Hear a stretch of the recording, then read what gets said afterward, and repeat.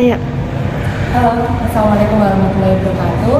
Kenalin, aku Nanda Kristina, mahasiswa Prodi Ilmu Komunikasi yang sekarang sudah beranjak di semester 3. Kali ini aku bakalan sharing ke kalian semuanya tentang apa sih hukum komunikasi itu, dan aku ingin sedikit membahas tentang hukum-hukum dan permasalahan hukum yang ada di Indonesia.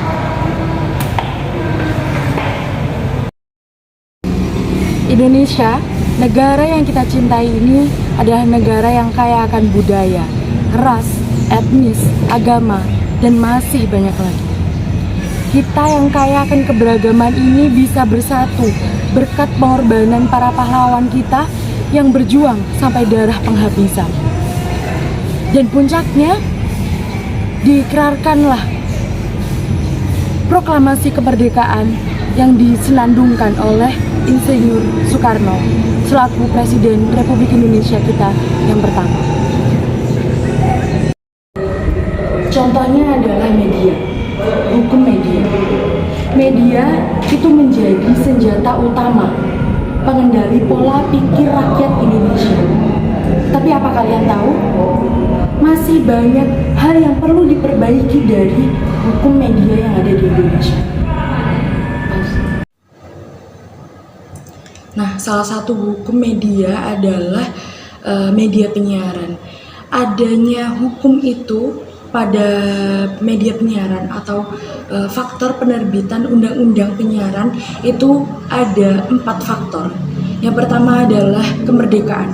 Seperti yang kita tahu, kita sudah dijajah Belanda selama 3,5 abad, di mana karena luka lama dalam penjajahan itu masih membekas di hati rakyat Indonesia. Kita memerlukan sebuah perubahan yang besar gitu, terutama pada media penyiaran, entah itu media cetak, media elektronik dan sebagainya. Maka dari itu Indonesia sudah mulai memperbaiki dan juga sudah mulai menciptakan teknologi baru, sehingga diperlukan undang-undang di mana dari faktor kemerdekaan tadi itulah yang menyebabkan undang-undang penyiaran ini sangat diperlakukan agar semua yang sudah dicanangkan atau dilaksanakan atau ditampilkan dalam media itu dapat dilindungi oleh hukum. Nah, faktor yang kedua itu adalah menjaga integrasi nasional. Kita itu hidup berbangsa dan bertanah air. Kita tidak muluk-muluk hidup sendirian, di mana penyiaran ini atau media penyiaran itu dapat mempengaruhi pola pikir masyarakat.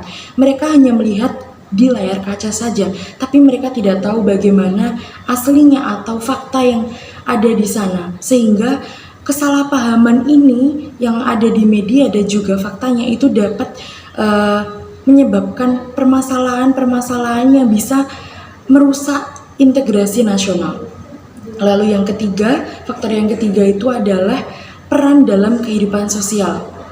Kita adalah manusia sosial, kita memerlukan orang lain, kita tidak bisa hidup sendiri, di mana kita di Indonesia ini hidup bersama-sama, bersaudara, sebangsa, setanah air. Nah, dari kehidupan sosial ini, media penyiaran memiliki peran, yaitu menyatukan rakyat Indonesia.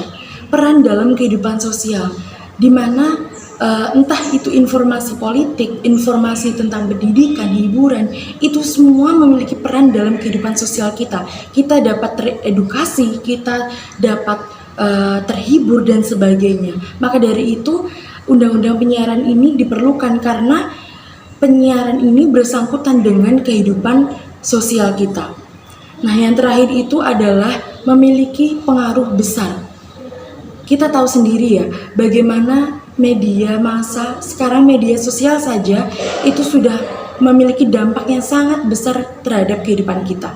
Yang pertama adalah dari segi style atau kehidupan, lifestyle. Kita, apa yang disiarkan di media itu bisa mempengaruhi kita.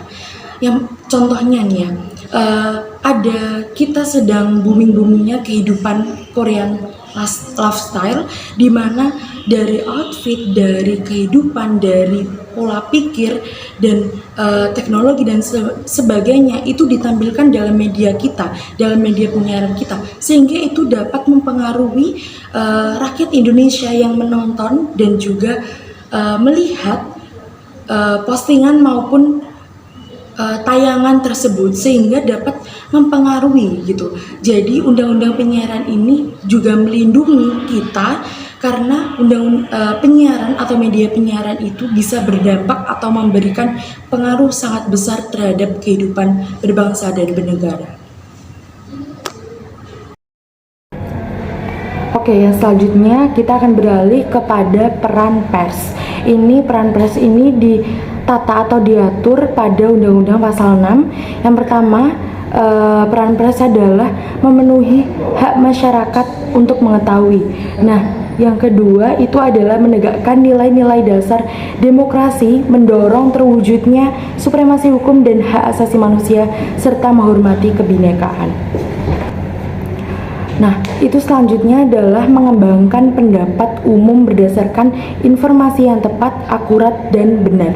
Yang selanjutnya adalah peran pers itu adalah melakukan pengawasan, kritik, koreksi, dan juga saran terhadap hal-hal yang berkaitan dengan kepentingan umum. Hal ini juga yang selanjutnya adalah yang terakhir, yaitu memperjuangkan keadilan dan juga kebenaran.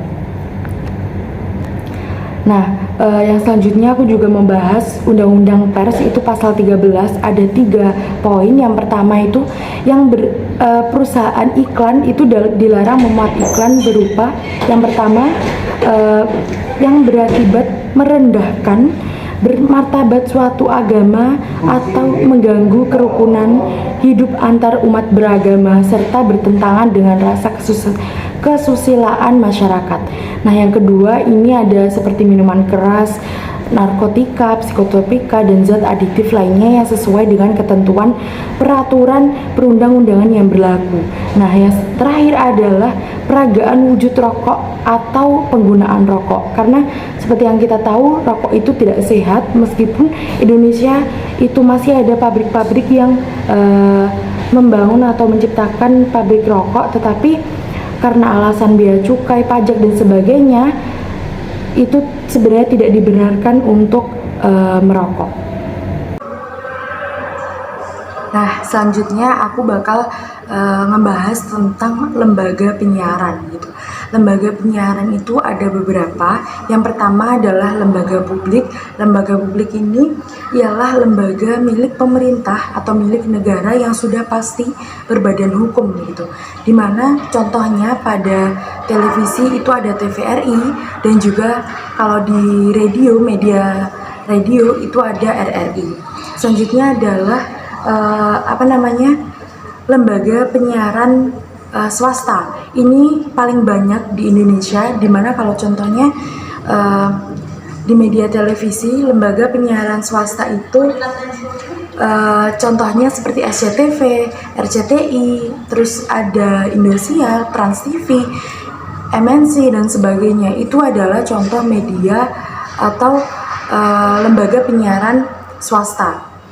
Selain itu, lembaga penyiaran swasta ini juga tidak boleh seenaknya menyiarkan informasi, di mana mereka juga harus atau sudah pastinya harus berbadan hukum ya.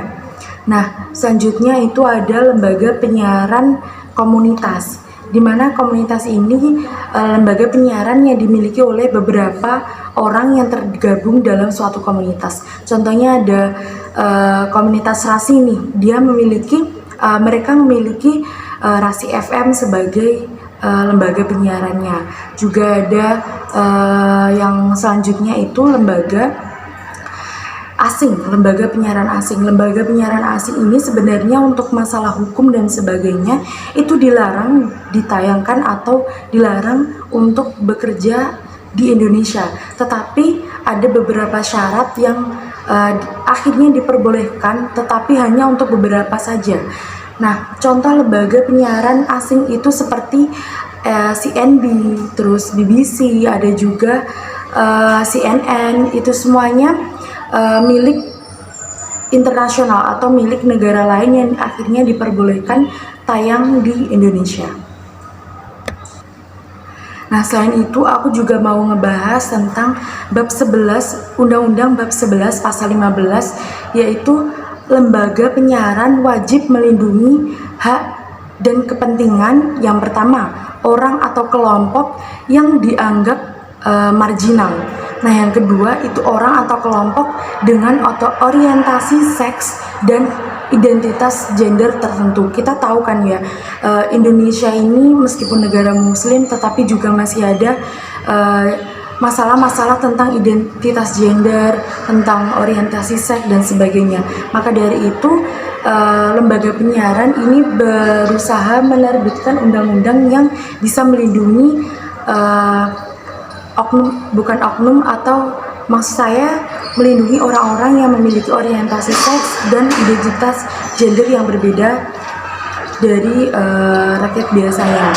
Nah, selanjutnya itu adalah melindungi orang atau kelompok dengan kondisi fisik atau mental tertentu.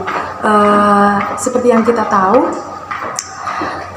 fisik dan mental itu karena media penyiaran ini ditayangkan kepada publik, jadi apapun yang kita tayangkan kepada rakyat atau apapun yang kita tayangkan pada publik itu sudah sejatinya memiliki aturan-aturan atau kesepakatan antara kedua belah pihak gitu. Jadi semisal ada seorang tamu itu diundang ke acara, itu seharusnya sudah melengkapi persyaratan di antara kedua belah pihak agar kedua belah pihak ini sama-sama bisa melindungi gitu. Nah, yang selanjutnya itu adalah melindungi orang atau kelompok dengan pengidap penyakit tertentu. Nah, yang terakhir adalah melindungi orang atau kelompok dengan gangguan kejiwaan. Oke, mungkin itu saja video dari aku. Semoga bermanfaat. Mohon maaf sebesar-besarnya apabila ada kesalahan dalam pengucapan yang disengaja maupun tidak disengaja. Akhiran, wassalamualaikum warahmatullahi wabarakatuh.